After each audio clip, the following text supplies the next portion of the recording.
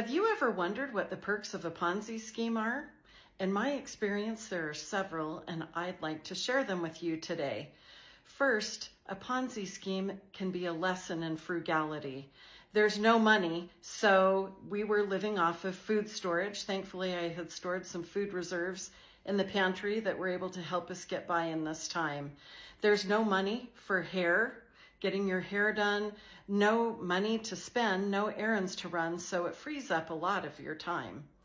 It also makes personal care difficult.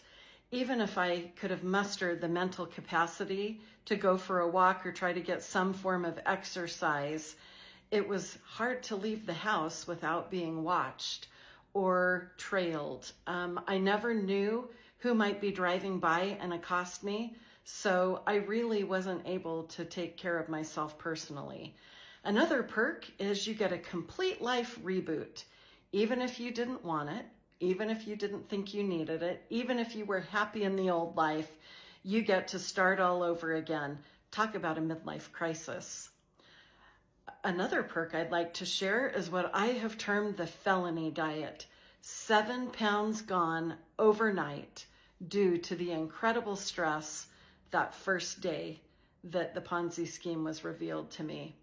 Another perk is becoming a prisoner in your own home. An additional perk is sleep benefits. Now, I'm talking about sleep benefits for the criminal.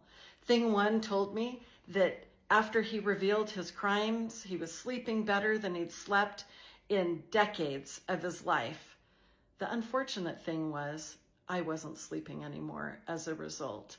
And I was kind of in a dilemma. Either I was asleep and having nightmares, or I was awake living my nightmare. A Ponzi scheme can also give you a new perspective on the value of things like eggs. Now, I know we've had some expensive eggs in our world today, but back then in 2009, eggs were still affordable, and neighbors or people, whoever, kept egging my house. And I was appalled not just at that behavior and irritated at the mess it forced me to clean up, but I was really bugged at the waste of good food. I could have used those eggs to feed my family. So in addition to giving the neighbors a pruning award, my kids made the decision and kept threatening to me that they were going to egg all the neighbors on their way out of town. They were so frustrated at that behavior. But I absolutely forbade that. I said, no, we are not going to stoop to that level of hatred. Plus, we're not going to waste good food. I wrote something in my journal about this time, and it's regarding the final perk of a Ponzi scheme that I wanted to share with you. Fear, incredible fear.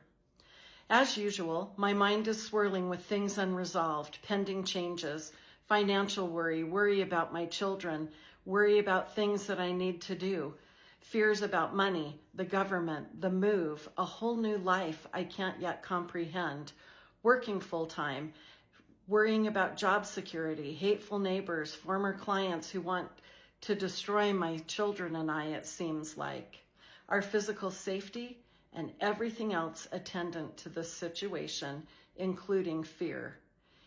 Even fear, although I try not to fear, I am incredibly fearful, terrified, scared.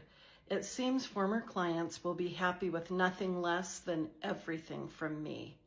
And it's a personal battle for me sometimes to not give in to that desire for vengeance and to become like those around me.